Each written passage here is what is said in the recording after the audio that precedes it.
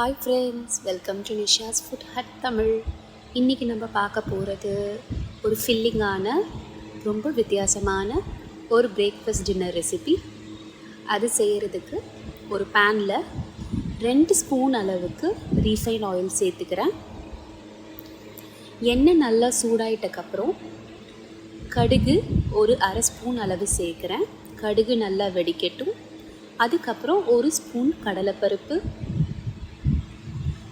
ஒரு ஸ்பூன் உளுத்தம்பருப்பு சேர்த்து நல்லா நிறம் மாறுற வரைக்கும் வறுத்தெடுத்துக்கலாம்.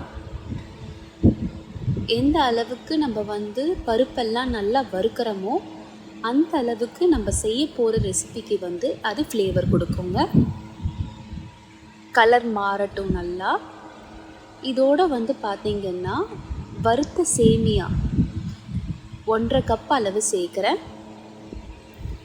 இந்த தாளிப்பொடியே சேர்த்து சேமியாவோட கலர் நல்லா பொன்னிறம் ஆகிற வரைக்கும் நம்ம வறுத்துக்க போகிறோம். ரொம்ப ஓவராக குக் பண்ணிடாதீங்க. நல்லா ஒரு மாதிரி கோல்டன் கலர் ஆகிற வரைக்கும் குக் பண்ணாவே போதுங்க. பாருங்கள், இப்போ சேமியாவோட கலர் நல்லா மாறிடுச்சு. இப்போது இது கூட பார்த்திங்கன்னா பட்னை ரவை, அதாவது வெள்ளை ரவை ஒரு அரை கப் அளவு சேர்க்குறேன். இதை சேர்த்துக்கிட்டக்கப்புறமே நம்ம ஒரு 2லிருந்து 3 நிமிஷம் வரைக்கும் வறுத்தா போதும். ஏன்னா ரவை ஏற்கனவே வறுத்த ரவை அப்படிங்கிறதுனால நல்லா அடிப்பிடிக்காமல் இந்த மாதிரி வறுத்து எடுத்துக்கலாம். அவ்வளோதாங்க. இப்போ பார்த்திங்கன்னா நம்ம எல்லாத்தையும் வறுத்தாச்சு நல்லா. இப்போ இதை உடனேவே ஒரு பவுலில் மாற்றிடலாங்க. பவுலில் மாற்றிட்டு அதோட சூடு அடங்குற வரைக்கும் நம்ம வெயிட் பண்ணிவிட்டு மித்த பொருட்கள் எல்லாமே நம்ம சேர்த்துக்கலாம்.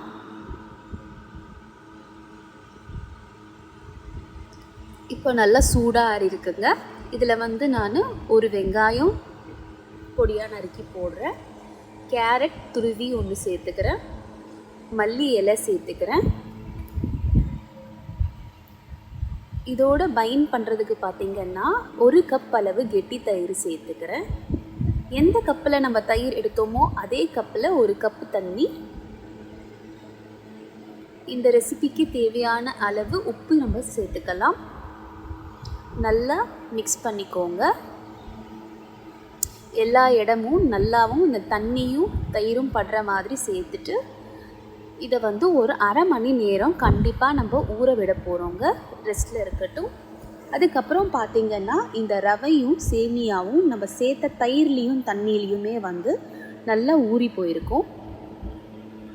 பாருங்கள், உங்களுக்கு பார்த்தாலே தெரியும் நல்லா ஊறி போயிருக்கும்னு.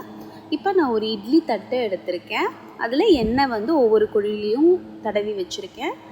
கரண்டியில் எடுத்துக்க உங்களுக்கு மாவு கஷ்டமாக இருந்ததுன்னா கையிலேயே தட்டி நம்ம இந்த மாதிரி இட்லி பாத்திரத்தில் நம்ம வைக்கலாங்க. வச்சுட்டு 10 நிமிஷத்துக்கு ஹை ஃப்ளேமில் குக் பண்ணி எடுத்தோம்னா நம்மளோட புதுமையான புது டேஸ்ட்டில் நம்மளோட சேமியா இட்லி ரெடிங்க. இதில் பார்த்திங்கன்னா நம்ம எல்லா ஐட்டமும் பாருங்கள், வீட்டில் இருக்கிற ஐட்டம் மட்டும்தான் நம்ம சேர்த்துருக்கோம். இது நல்லா ஆறிட்டக்கப்புறம் தான் நம்ம இட்லி தட்டிலேருந்து எடுக்க போகிறோம்.